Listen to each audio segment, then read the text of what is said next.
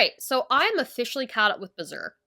I don't like this because what am I supposed to do now? I need to know what happens next. I can't binge entire sections. I'm not good with being like I can't even say a weekly or monthly reader because we don't know when the next chapter is coming out. But anyhow, lots happened. Too much happened, in my opinion, in such a short amount of time. So we have the complete destruction of the Elf Island thing. My poor heart is not happy with losing, you know what, I clearly don't like her that much because I haven't learned her name. Esma? The mermaid girl. I like her. Her and Isidro, very cute. But that being said, if we had lost Puck, I would have flipped out. So on the bright side, we still have Puck. During the destruction of the island, we are further reaffirmed to the fact that Roderick, the boat captain guy, is phenomenal. He's a competent captain. He's a good warrior. He listened to the mermaids, or Marrow, that some kind of calamity was going to happen, and when it did, he had sent word already, would try to rescue his men, even if one of them was an idiot, got as many people off the island as could, and when it was destroyed and people were floating in the water, hello Maven, he knocked over barrels and supplies, anything that could float to save them, not caring that, hey, we're going to toss like food overboard, we kind of need that. No, we got to save these people. Love him. He's also always complimenting Farnese, and complimenting her and just flirting with her, and it's adorable, and I love these two together. When Farnese loses her self-esteem, thinking she is useless and can do nothing, she proves that she isn't, because we have Morda, the black-haired lady, she saying, hey, listen, we have all these injured. Maven, where do you want to go? We have all these injured people. I need help. And she goes and immediately goes to help. When the trolls attack the Kushan Empire, who is the one that uses the spell with all the spirits to protect everyone and burn away evil? Farnese. She's wonderful. She's come a long way, and I like her and Roderick. I'm mildly happy that the chapter that I was reading online got screwed up and either some pages didn't load or they didn't have them included, because I missed Griffith. Not only did he kidnap Casca and Guts going to his lowest point as he's failed to save her, but I missed Griffith bringing Casca back to his palace and her being in some kind of comatose state where she couldn't remember who she was and she's just being a doll where she's forced to dress as Griffith chooses and eat the food, and she's like, what's going on? I have to get back to him, remembering Guts.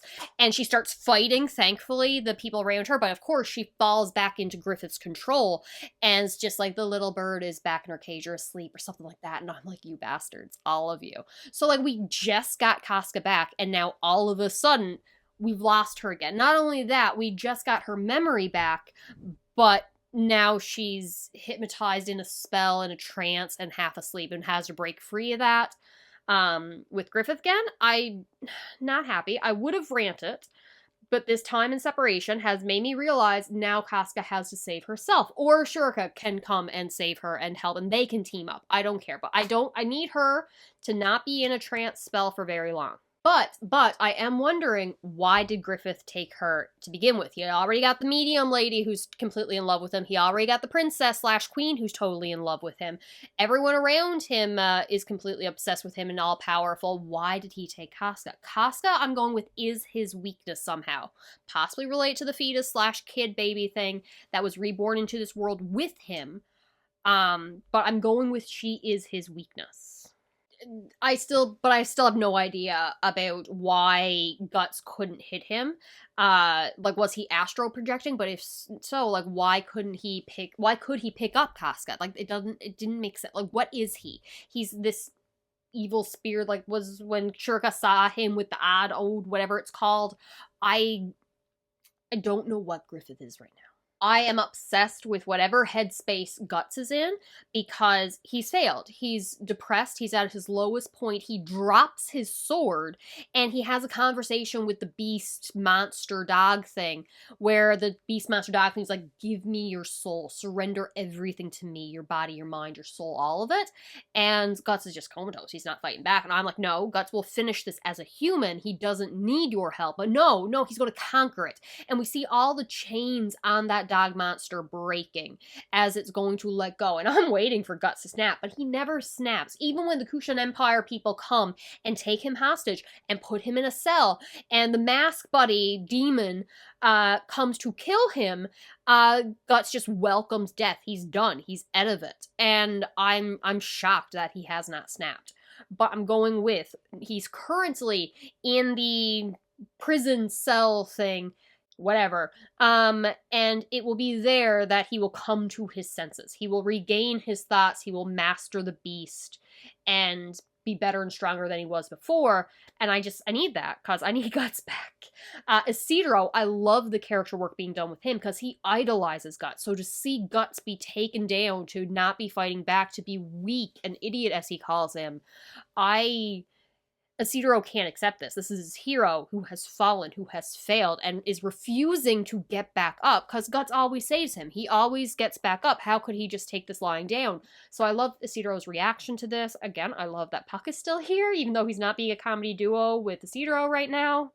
I even like the Kushan Prince buddy. I call him the Prince. Is he actually Prince? Maven, do you know?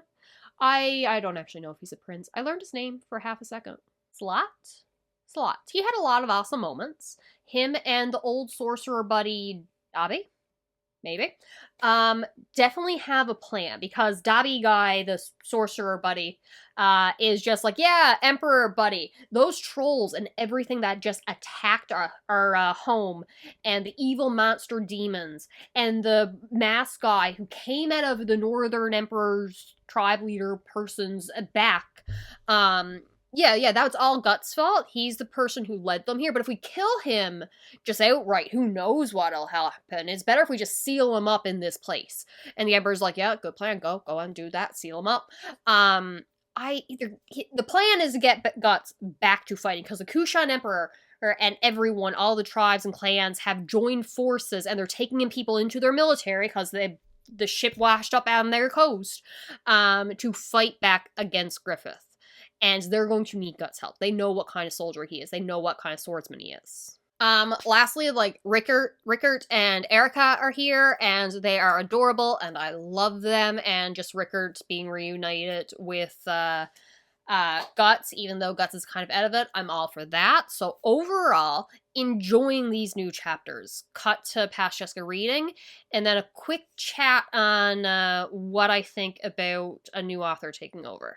For whatever reason, I thought Griffith was going to leave. He was as the child, and he was just going to leave and maybe eventually come back with his army of everything.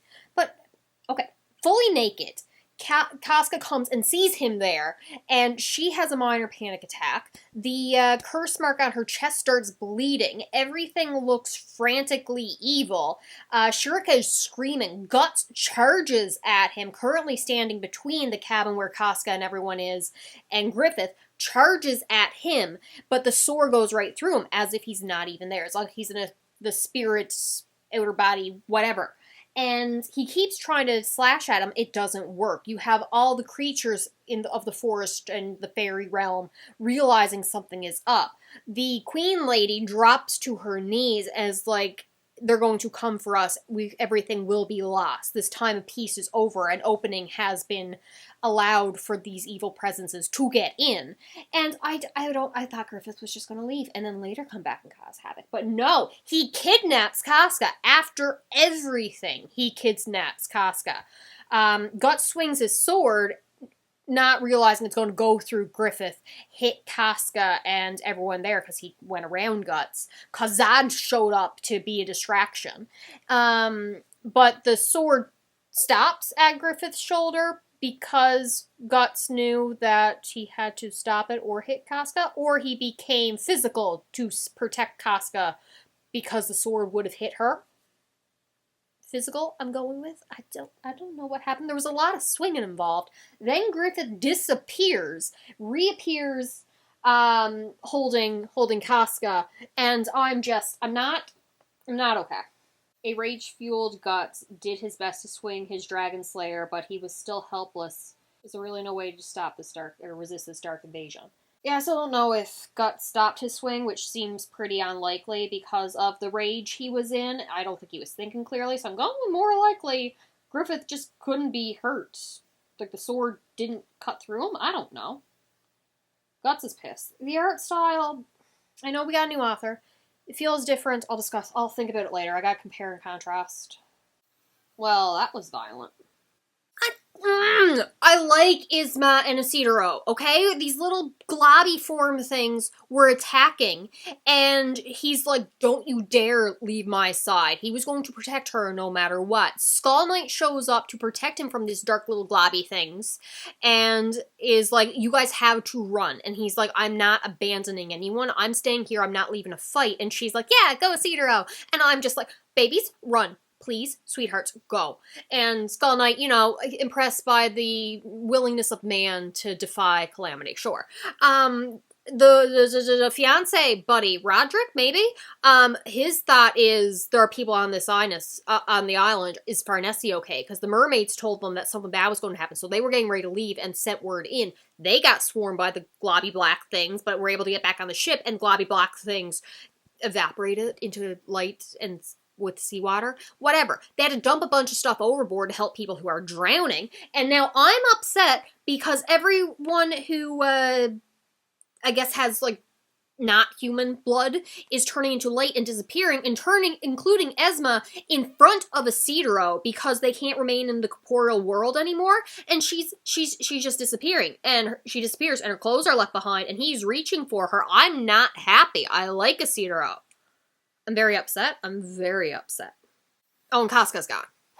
Alright, so Guts is going through it. He believes everything is lost and it's all been for nothing because Casca's been taken. He has failed in everything he set out to do. He threw down his sword and, like, moved away from it. This is the first time in I don't know how long since he hasn't had that sword in his hands or by his side, and the only other times have been when he's surrounded with friends who he trusted and he didn't have to hold on to that for dear life as support. He said no matter what situation he was in, he could always rely on that sword to protect him, for its power, that it would give him strength, but he couldn't land a single blow against Griffith. He's lost faith in himself. The sword, we get a manifestation of the dog, and all the chains are broken, and he's just down and out. And Shurika uses her powers in a ritual trying to reach out to Guts. She eventually gets to him, but they're both kind of lost in the deeper layers of, was it the Dragon Path? But it gets even worse when the Kushan army shows up and takes over the ship, holds everyone hostage. Isidoro and Serpico avoid them for a while. I think it's dumb that Serpico left his sword somewhere else. Like, why wouldn't he have that sword with him when he just watched his island get destroyed and now they're all on a ship? I would have that sword with me, but whatever. Everyone gets taken hostage. Guts, semi-comatose, easily gets chained up and dragged out onto the front of the deck. Isidoro is screaming at him that he's an idiot. Why aren't you fighting back? And he doesn't understand exactly everything that Guts has gone through, how broken he is, how he feels like he's already lost everything. What does he have left to fight for? He's failed. He's broken. Worse than he's probably been broken before, and it hasn't even, no physical trauma, but still, this is just as bad. Pacing-wise, I feel we're going a little too much beat, beat, beat, but we're setting up the next section. So, I mean, how many plot beats is it going to take in chapters to get from, hey, the island has been destroyed in a single night, to kidnapped by the Kushan Empire, but thankfully, Rickert was there to vouch for them, being like, hey, these are not invaders. Sure, they washed up on our shores or in our area, but they're not working with Griffith. I know these people. Very happy to see him. He reunites with Puck. It's glorious, but he's asking where Casca is, and that's not good. And it turns out they're going to be now inscripted into the Kushan military because they are going to war against the Falcon of Light. So I guess this is the new thing we're doing. We're going to war. Because there's probably only 2 groups left in the entire world after everything Griffith did. Alright, so Farnese is MVP right now, as someone said something insulting in a Kushan meeting, and then the guy with the mask came out of his back along with a bunch of monsters in the distance, and everyone started getting slaughtered. So even though Farnese has been doubting herself, she felt helpless on the island, she still healed people when she had the opportunity, and now she stands up, sensing that something's wrong, uses the light blast thing attack summoning up 4 elements to protect as many people as she could, kill some monsters. Serpico was there to help. All's well and good. Eventually, they defeat the masked guy who had went for Guts, sensing the murk, sensing the death around him. I don't know if he was there to kill him, to take over his body, but the young Master Prince guy, it was able to kill him. I'm not liking these current chapters, quite honestly. I don't know if everything's happening so fast, we're just in a rush to get everything set up, or it's almost like they're changing their mind a lot. I figured we'd be teaming up with those, maybe focus more on Guts' internal conflict, his resignation to death, as they've just thrown him in essentially a tomb. We'll call it a tomb. And I don't know, Shurika's off trying to find Casca's location in the astral world. Isidoro is looking to Guts to snap out of it, and he doesn't understand why he is and why he's resigned himself to death. Same thing with the young prince guy. I don't know. I'm not feeling the emotion right now. Okay, so overall, I stand by that I'm having issues with the pacing. Things are happening very quickly. I don't feel like certain emotional beats are being paused on to relish it in to be fleshed out. Some comments have told me, and a little bit looking up online I did, is that the people currently working on the Berserk manga are doing their best to be as accurate to Mira's initial vision, not wanting to go too far or really at all outside the scope of what they knew he wanted. They are only adapting and drawing what they knew he wanted to go towards, and I feel that would be a mistake, because you gotta let the story breathe and grow, and as you're creating it, a character is going to act a slightly different way. Like, I feel if Mira trusted these people with his story, then they should be able to recognize his vision, keep the heart and soul of the characters, but understand that this story is growing as it's being created. That you have to... Kentaro Miura wouldn't have told them every single detail. And for them not to include moments that flesh out characters and feelings and things just because they're like, well, he didn't tell us he was going to do that, so we don't want to assume he would have. I don't know. I feel like they need to slow things down, trust that they know these characters, they know this world, and hopefully they know the end that they're building towards, and just trust that they will reach that. Maybe not the exact way that the original author would have gotten there, but a way that would make him proud. And that's all I hope for and want. I want to slow down. I want dramatic scenery. I want more emotional beats. I don't know, but I feel like something feels off about the pacing. Also, a little bit the art style. I feel that earlier Berserk was not afraid just to use pure black, and a lot of the scenes recently have just been like all the same shade of dark gray, and that kind of bugs me a little bit, but I could be nitpicking. But at the end of the day, I'm just happy we are getting more Berserk. I'm happy we'll see what is happening to their story, and we're just not leaving where we were. Even though it wasn't a terrible place to leave off, the story clearly wasn't over. I also need Guts to get out of that tomb thing, pull himself together, conquer his inner demon, fight with his inner demon, use it as a weapon, take down Griffith. Casca will save herself, meet up with Guts, and we will all live happily ever after. That's not how Berserk's going to end, but that's what I need. Alright, that's all I got. Talk to you later. I put it on you guys' responsibility to tell me when the next chapter comes out, because I have no way of knowing. Alright, that's all I got. Talk to you later. Bye.